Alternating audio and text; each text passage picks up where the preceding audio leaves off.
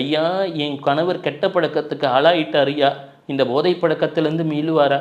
ஐயா என் பையன் தறிகெட்டு போயிட்டு இருக்கான் ஐயா, படிக்க மாட்டேன்றான் ஐயா அப்படின்லாம் கதறிட்டு இருக்கீங்க. பிஸ்னஸ் பண்ணுறவங்க ஐயா லாஸ் மேலே லாஸ் வந்துட்டு இருக்கு, எனக்கு லாபமே வராதா? இந்த இஎம்ஐயை என்னால் கட்ட முடியாதா?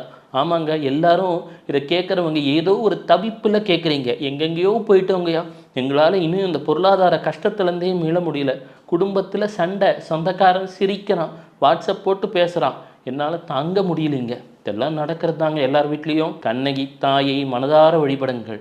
ரொம்ப எளிமைமா.